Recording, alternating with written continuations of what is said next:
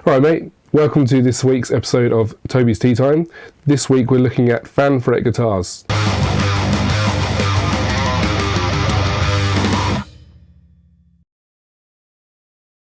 I get asked a lot of questions about the two fan fret guitars I have, particularly my 7-string. So today we're going to be looking at some frequently asked questions and I'm going to try and answer those. If there's any questions that you have that I don't answer in this video, just put a comment down below and I'll see if I can reply to you as soon as I can. A lot of people ask, what is a fan fret guitar? So a fan fret, also known as a multi-scale guitar, is a guitar such that it has a different scale length for each of the strings. So the scale length is the distance between the bridge and the nut. So as you can see on this guitar, it's, if I can get it all in brain, it's a different length on each of the strings. And that's what makes it fan fret, because the frets have to be angled to match up with the notes in the right places.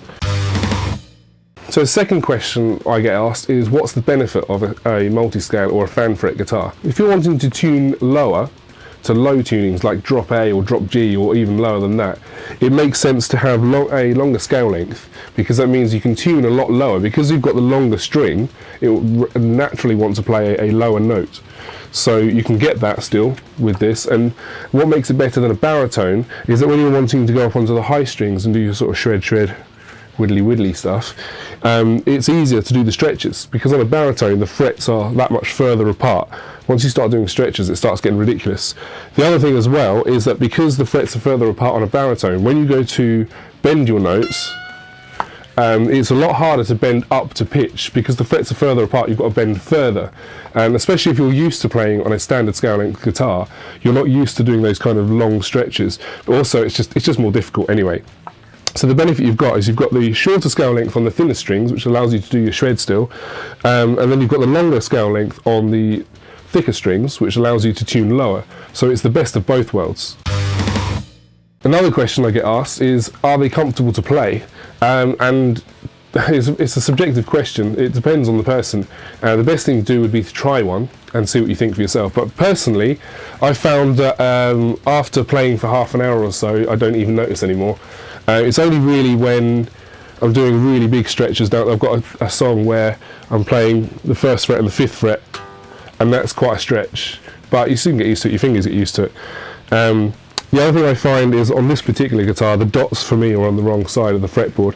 When you're playing over here and the frets are angled, it's kind of a bit difficult to keep track of where you are. I feel like the dots should have been over the other side, but that's just this guitar. Most fan fret guitars actually have the dots on the other side for that very reason.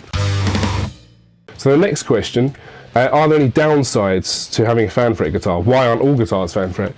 Well, firstly, they're normally more expensive to make and therefore more expensive to buy. Another one is sometimes on some models it's a bit more difficult to get a pickup that fits.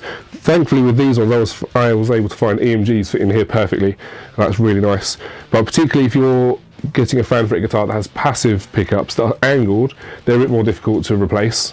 And sometimes the pickup cavities are a different size and they're a bit more tricky to buy pickups for, so that's the downside. And I really like playing guitars with floating tremolos, so like Floyd Rose kind of tremolo sort of thing, and that just doesn't work on this kind of... There are floating tremolos available on the market, but I haven't tried one. There's not many of them, they're quite expensive, so that's not something I've tried yet. But that for me is a downside.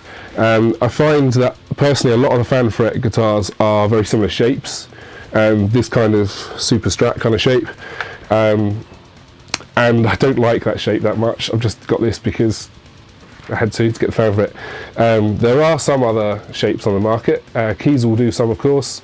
Agile do as well. They're the ones that I can think of. There are probably other brands as well, but generally speaking they're all this kind of shape, so they all look the same. but that, I mean, I think in time when there'll be more and more multi-scale guitars appearing on the market, there'll be more and more variety, more shapes available, so that will disappear in the future, I think.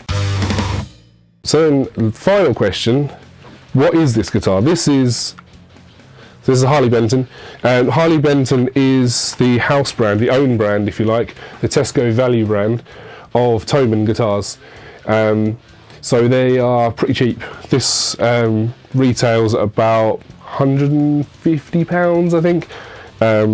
This one I actually got cheaper because it's a deco, but I'll explain it in another video what that's all about.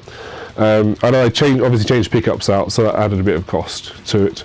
But yeah, and if you're wanting to try multi-scale, then I would definitely recommend Harley Benton. They're definitely the cheapest on the market right now.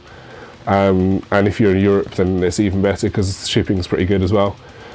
But other than that, you're looking at sort of brands like Ibanez, Jackson, ESP have now brought out multi-scale, and as I said before, Kiesel and Agile and a couple of other makes that are quite well known for them.